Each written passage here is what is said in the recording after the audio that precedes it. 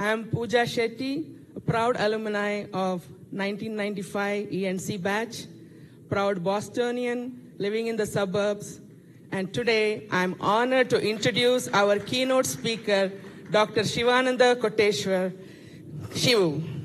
He is a proud alumnus of 1995 ENC and a leader in the tech industry. He is the Senior Vice President and Managing Director of Astera Labs, India, a proud alumnus of IIM Bangalore and IFP Hyderabad, master's degree from Oregon Graduate University. He is very passionate about education, and it was very evident in college as he used to make all the complex stuff very simple, and his notes were legendary. And I am one of the beneficiary of his notes. Today, through a non-profit organization, Belaku, he empowers and educates underprivileged kids across rural and urban India with K-12 education. I'm proud to be his classmate. Please welcome the multi-talented Shivanand Koteshwar, Shivu. Thank you very much. Namaskar ellargu. I think the only reason I'm here is because of her. The amount of phone calls I got and the amount of messages I got from her, I was forced to come here. Thank you very much for doing this. Honestly, this is my second alumni meet.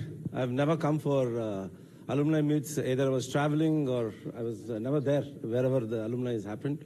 I think the only time I went was when I got the alumni award a couple of years back. Let me give you a little bit background and a little bit story about why Belaku. I think many of you might be aware of it. I was in touch with a couple of you guys, but I was one of those guys.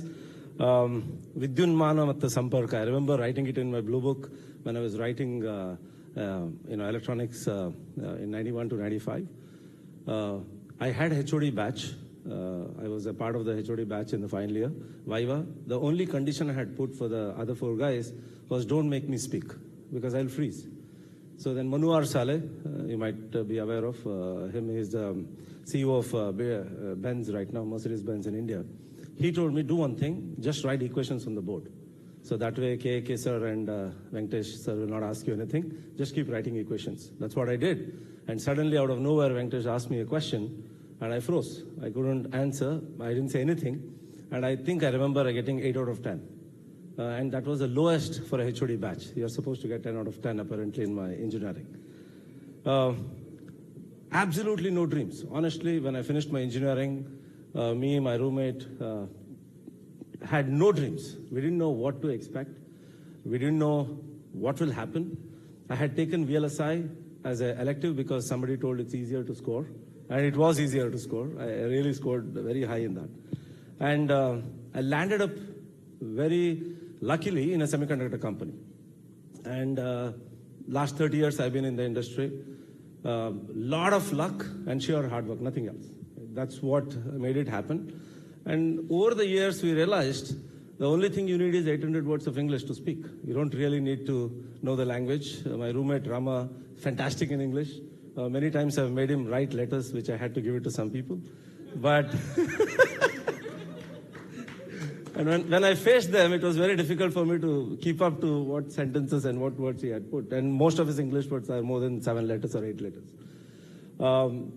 Just happened, right? The work happened. I think 7 years back, I was always thinking there might be many other kids like us who might not have the right exposure and who could not dream big, who could not even think about achieving something. So I had an agricultural land in Malvali, which is between Bangalore and Mysore. And when we went there, we started interacting with the kids and found out that most of the kids were very hesitant to talk to us. And when we asked just to come and speak to us and say their name and other things. Then we asked, what do you want to become? And all you could hear from them was, I want to become a teacher. I want to become a police inspector. And a farmer. That's it. You would not make them say anything else. They would not even say a word, anything more than that. Then we thought, I think one of the reasons might be English. So let's start teaching them English. And that's exactly what we did 7 years back. Very proud to say today, if you go and talk to them and ask them, what do you want to become?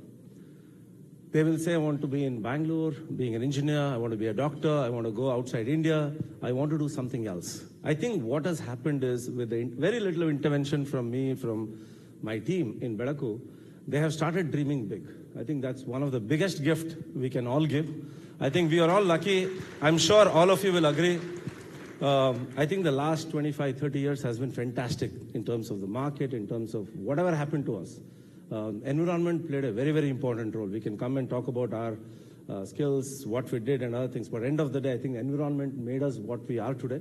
Very lucky we were. I think we have seen a lot of changes, good changes around us, and we did it. So in Bedaku, apart from doing this English classes, we started teaching them life skills, because we started talking to a couple of kids. I have my own school also, had run education for quite some time. So whenever we talk to the kids and ask them, what do you remember about your school? Nobody is going to come and tell you that exam was the best or this teacher who taught me very well. Of course, teachers want to hear it, but nobody says that, right? The only thing people say is alumni meets, or I had a sports day, I had a cultural event, I went out on a trip in my college, in my school. That's what you hear from the kids.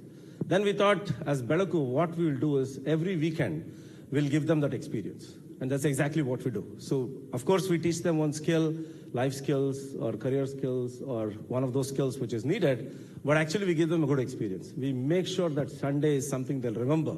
And these are all kids going to the government school, right? So we don't run a regular school. We don't run a full-fledged school. And we have 150 kids in one village now. Then we went to the next village. We have around 70 kids over there. Then we started a couple of centers in Bangalore. So totally we have around 500 kids right now. All of them go to government school. But on the weekends, they come to our centers and we engage with them. And of course, this runs purely on volunteering basis. Very lucky to have a lot of people volunteering with us. Shrikant was my classmate in Malad College, and people know him as Tuski. So Tuski was from Tiptur. People will not remember if I say Shrikant. So Tuski is his wife, Smita Hemmige, is my partner in Bedaku actually. So we both are the trustees, and we've been running it. Shrikant is in Infosys in a very senior position right now. And we've been running it for the last 7 years. Then one thing led to the other. We started a program. One of the volunteers from US, she was running a school in US here, and she came down to Bangalore and said, my kids are done and I have time. Can I work with you guys? So she stays 6 months in India and she stays 6 months in US, and she had worked with special ed schools. So she said, my expertise is that. Her name is Shashi. So she said, I want to do something for Bedaku. Can we do something? So we started something called Celebrate Our Differences. The reason why we did that was we went and started talking to a lot of these special ed schools, and none of them had an annual day. When I asked them, the founders, why don't you have an annual day? They said, nobody comes. Parents also don't come to see the performance of these kids. We said, okay, let's do this. Let's give a platform for all these schools. So today, it's the fourth one we just finished, fourth year of Celebrate Our Differences. We have more than 100 kids participating, coming and performing. You'll be surprised with the talent these kids have, right? All are special kids. A lot of my friends refuse to come. They say, I can't see it. And I tell them, just come, just encourage them, because it could have been any one of our kids, right? I mean, nothing, it's not in your control. But very, very heartening to see that program running very successfully. So we do that. That's called Celebrate Our Differences. I think 3 years back, we went to a government school in Malleshwaram, in Margosa Road, one of the oldest government school, girls' school. And they proudly say we are from KG to PG. So it's got all the kids over there, 5,000 kids. They have around 300 kids in 11th and 12th. And we asked the principal, how many kids go to STEM education, right? Engineering or medical? We found out that they had 6 people maximum going to them. I said, what's happening? They said, they don't even know what to take, one. And this is this last couple of years story I'm telling, right? 3 years back, when we think information is everywhere. And was surprised to see that none of the kids knew what to do. So most of them ended up in BSc or BCom and didn't get a job.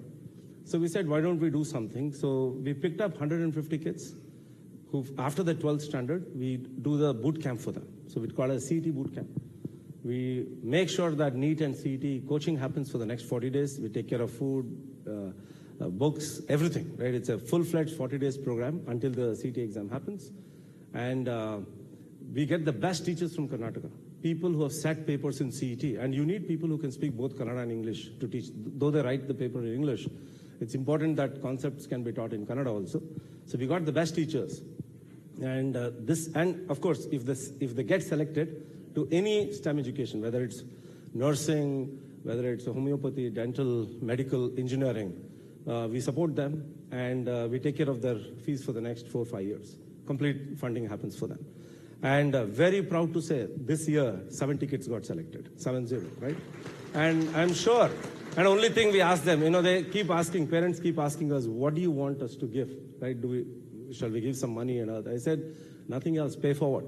Sponsor 2 more kids after you start earning, that's good enough for us. As long as you remember who helped you at this stage and you can help 2 more kids later, that's good enough for us. And I think that's what the ripple effect has really helped us. That's other program we have. We call it as a boot camp, very successfully being run for the last 4 years right now. So these are some of the programs we've been doing. Again, the goal has been primarily to make sure kids can dream bigger and achieve it also. Right? That's been the focus of Bedaku. 51, I was well settled in Synopsys. I thought my dreams are done. No more dreams, right? Everything is fine. I had a dream of starting our own school because every time you do a weekend school, you realize that the time you engage with the kids are very minimal. So you go back to their houses. Again, a lot of challenges they have. So we want to do our own school. We came out with this concept called as Zero School. Bedaku Zero School, which means zero profit, zero revenue, zero everything. And of course, one of the biggest challenges was the land, because you need, and in Bangalore, I could have started the school in Malvali, but it's very difficult to get teachers come and teach in Malvali. And the school completely stands on the strength of the teachers, especially the K-12 education.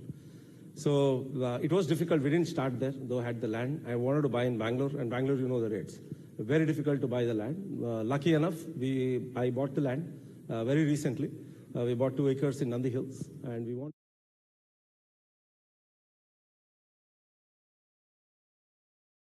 get kids across India and select the right kids to come in, 30 boys and 30 girls. So to 120 kids kind of a school which we are creating. And we also didn't want to create a school which will kill the government schools. So we wanted to make sure that we give an engagement. So 5 government schools have tied up with. Every day 1 government school come to the campus, 7th, 8th, 9th, 10th, and they get exposure to the labs and sports facilities and other things. So that's a dream we have. I had, this whole project was $2 million, and I said, okay, my dream is to earn this $2 million and get going with the school and retire with the school. Then I meet Sanjay, my roommate, and I know he doesn't want to be mentioned, but I have to mention. The reason is, I never thought I could dream bigger than what I had dreamt. A man comes and says, work with us for next 5 years, we can dream bigger. And that's exactly what happened, right? Astro had just gone public. 150 people plus. He was the founder of the company, CEO of the company, 1 year junior to us in college, my roommate. And we said, let's dream bigger. And today, very proud to be a part of a $40 billion company. And our man is still here, Sanjay Gajendra. I have to mention, not because of what he has achieved, because Rama is also part of Astra. He was a pre-IPO who's joined there. We all were able to dream bigger, not just us. There are 700 employees in our company today. All of them are dreaming much bigger. People are saying Sanjay has arrived, and I say he's just started. Trust me on this. And the company also has just started. We have a long way to go. And the only thing I have for all of you is, don't ever think it's done. I think we can all dream today also. Or you can be a dream merchant like him and help people achieve their dreams. Thank you.